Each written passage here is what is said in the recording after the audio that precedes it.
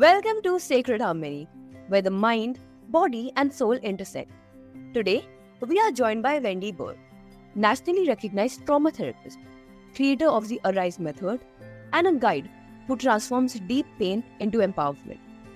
With over 2 decades of experience, Wendy helps individuals navigate trauma, awaken resilience, and step into lives of purpose and wholeness. Welcome to the show, Wendy. It's such an honor to have you.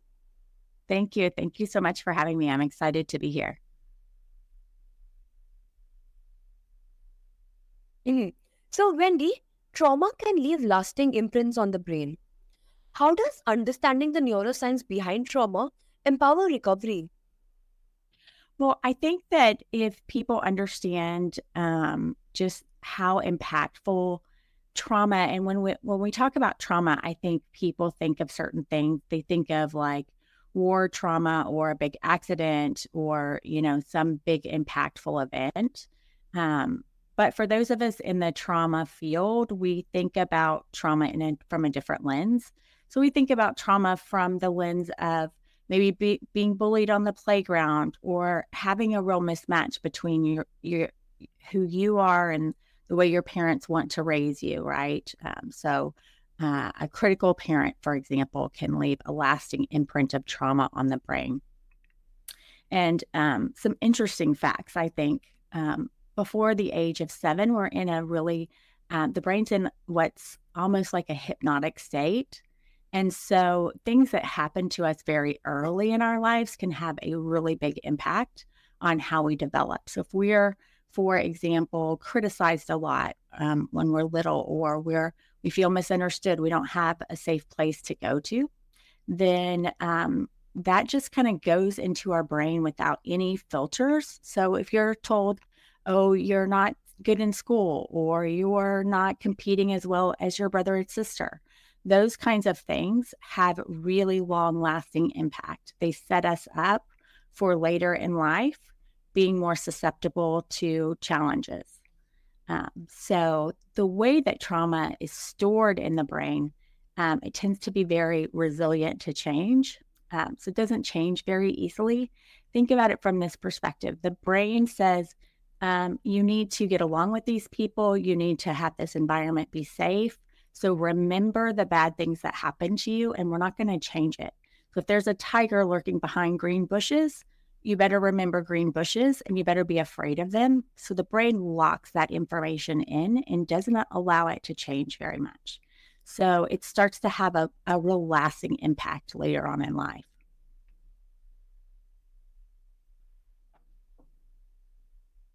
Yeah, that makes sense. And Yeah. can knowledge of healing patterns actually accelerate healing, or is it just awareness? Awareness doesn't really do much. So awareness gets us kind of a roadmap, I think. So for example, I've been working with clients as a psychotherapist for 20 years, and I'm sort of switching gears to teach the public about trauma and ways that we can change the way trauma is stored neurologically in the brain.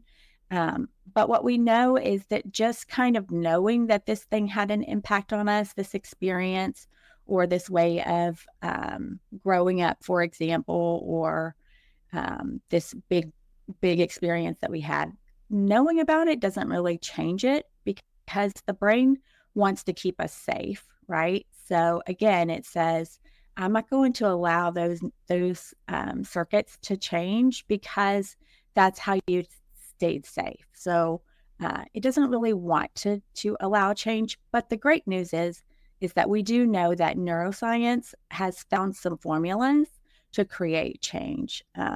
One of them is memory reconsolidation kind of science, where we know that if we activate a trauma memory and then we bring in certain aspects, and certain psychotherapies do this, but you don't have to do it therapeutically. You can do it in other ways.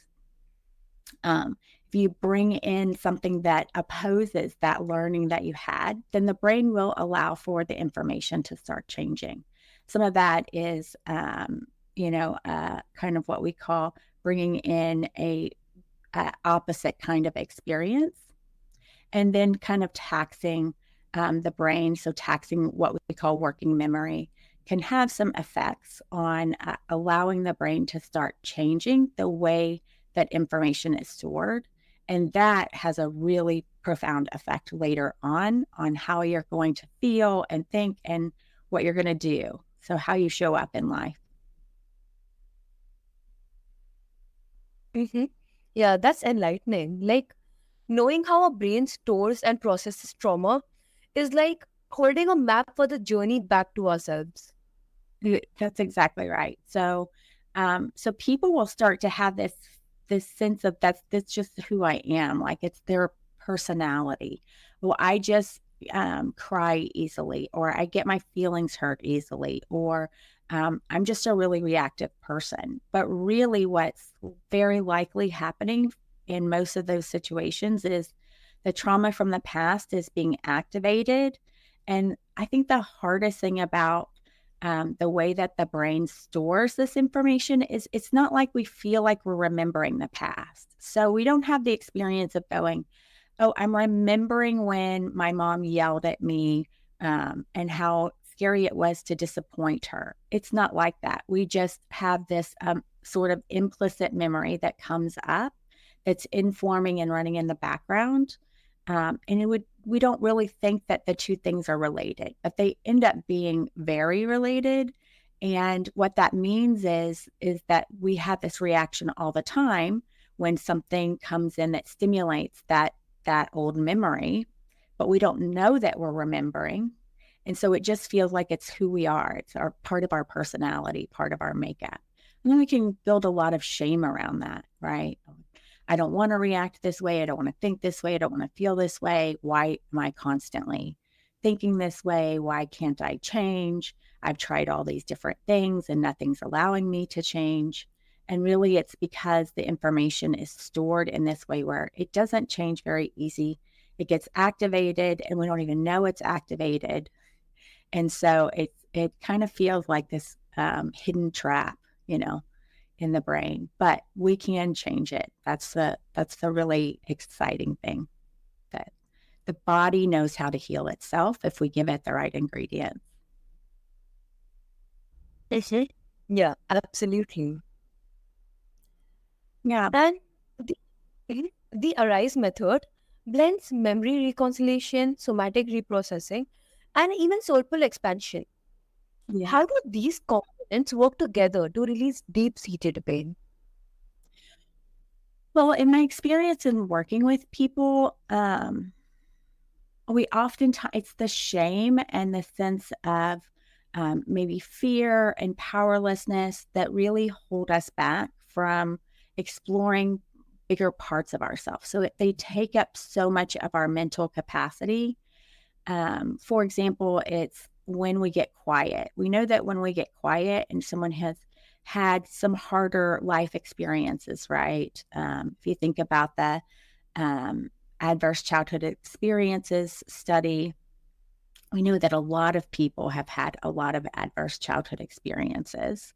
But when we quiet the brain, that's when there's something called the default mode network in the brain. And simply put, it's the mind chatter that we have. So when we're actively doing something, say we're working on a math problem or we're working on writing something, our brain is very active and focused, and that mind chatter goes away. But it's in the quiet moments where the mind chatter starts to come back up. So maybe the fear comes up.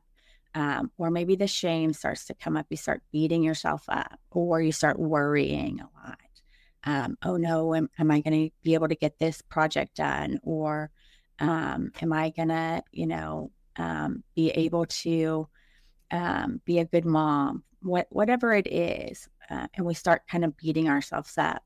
And so when we can clean that up in the brain and our mind doesn't have so much of energy going towards those kinds of negative experiences and negative self-talk and worry, then we get to explore more of who we are. And I think you can't be fully who you are whenever all of that is sitting on your mind and your body and your nervous system.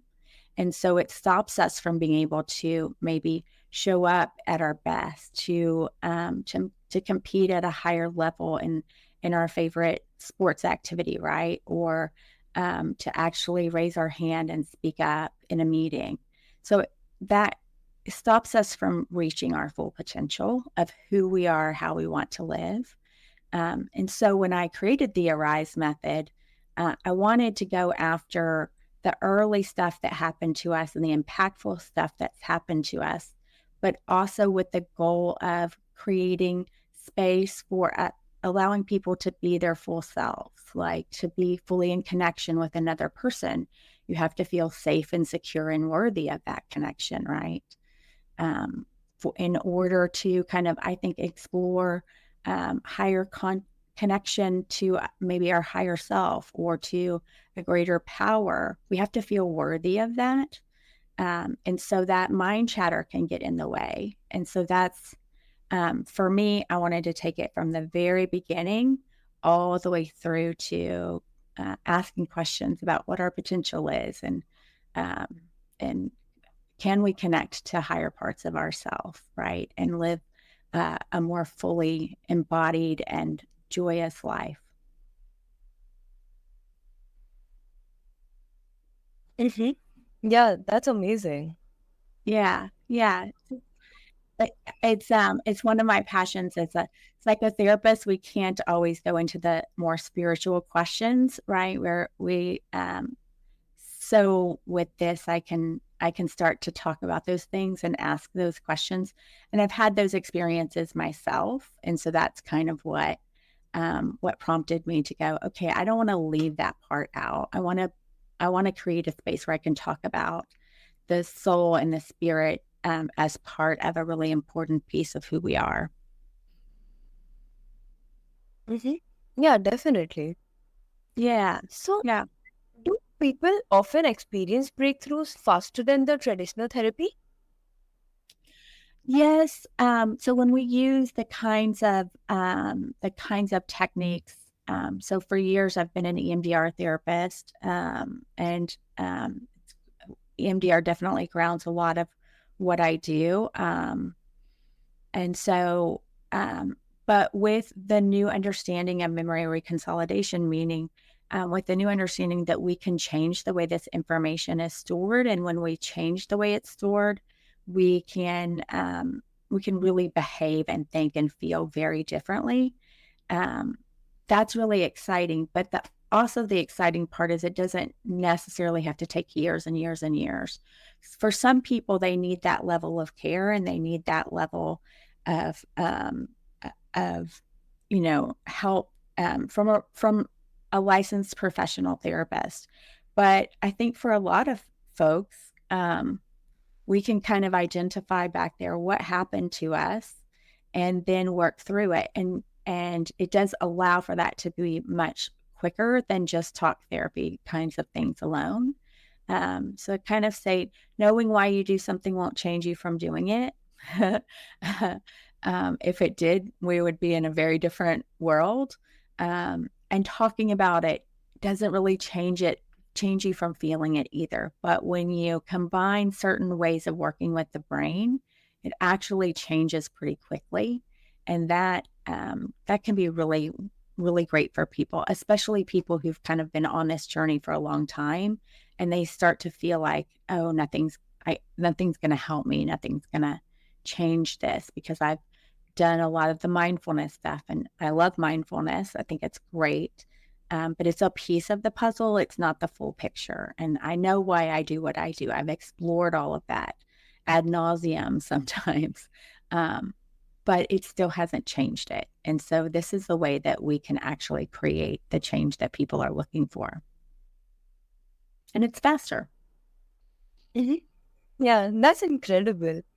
It's like Yeah. a holistic approach that honors both mind and body and not just symptoms. That's exactly right. So we look at the symptoms as the clue that something's going on, but we don't really focus on the symptoms as the thing that we need to change.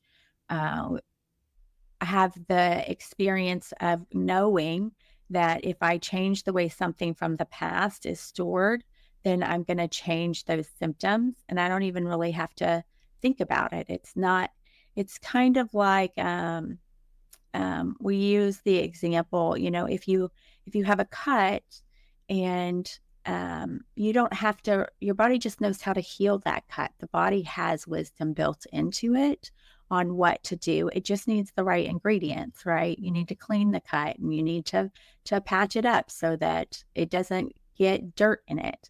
And then the body has the opportunity to heal itself.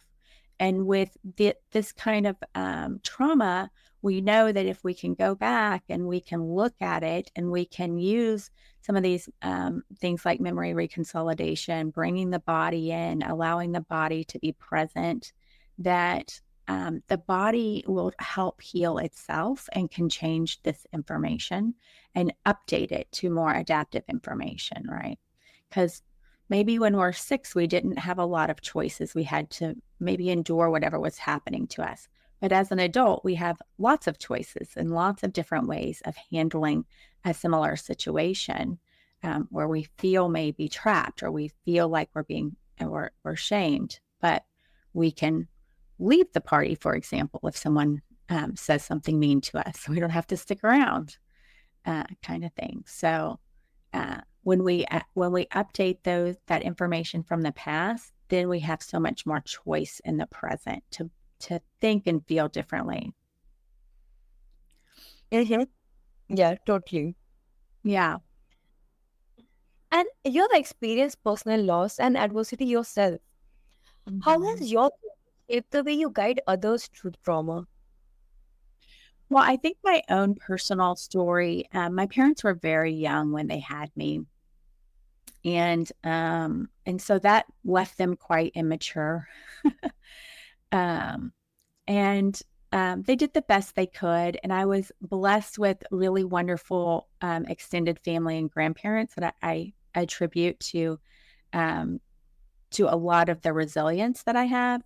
But I think what it did for me was it made me very empathic to other people's pain, and to sort of through my own journey of kind of learning about how I adapted to that pain, um, in positive ways and negative ways, right? Because when we feel bad, sometimes we adapt by over functioning, right, or people pleasing, or being too achieving. And so we have to kind of look at some of those ways that we go, oh, this is just how I stayed safe. This is how I got attention. This is how I made sure that the people around me were going to take care of me. Um, and and so when I discover that about myself, then I can help other people. So it creates a lot more empathy and compassion, I think, when you have some hard challenges yourself. You understand it from a different lens. So I'm very appreciative of all that I've gone through. But yeah, I've walked the path myself. That's how I'll say it. um, and also through that, I think that is a place where we can find that connection to greater meaning, and that we all have value no matter how we show up. And we can show up, overachieving and looking really great on paper, or we can show up kind of, homeless and um, not being what society would call successful, but we still all internally have the same value as humans. I believe we come in with that and we can't ever lose it, but pain can cover it up. And so if we can uncover the pain, then we can rediscover our own worthiness, our own sense of well-being and connection to something bigger than ourselves. Mhm. Yeah, definitely. Yeah. And does having lived it create a deeper connection with your clients? I think that it probably, what my clients often say to me is how safe they feel with me, and how connected they feel. And I think that's probably part of my own journey of being able to see past another person's pain. It's because sometimes pain makes us look not so great, right? We might be crying, we might be yelling, we might be sort of stuck in this place where we feel really trapped and sort of on the outside, you sort of go, wow, what's going on for that person? But but being able to see past the pain and understand the purpose of it, and then understand and hold that healing is absolutely possible. And I believe that healing is possible for people on this planet, for all people on this planet. It's just if it hasn't happened yet, you haven't found the right formula.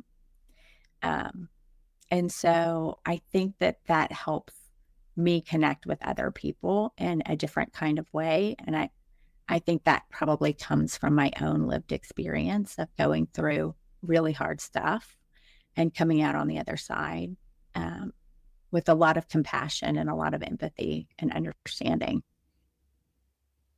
Mm-hmm. Yeah. And Yeah, that authenticity really resonates. Like healing is more than technique, it's shared humanity. exactly. Exactly. And two people come together in connection. And when you can come together in that connection and empathy and compassion and understanding that we both have the same thing within us, this beautiful light that is being human, then we can figure out the formula, we can figure out the technique, we can figure out what needs to happen for that person. That's the easier part, but you have to show up in that loving, authentic, connecting way in order to get to the next piece, in my experience.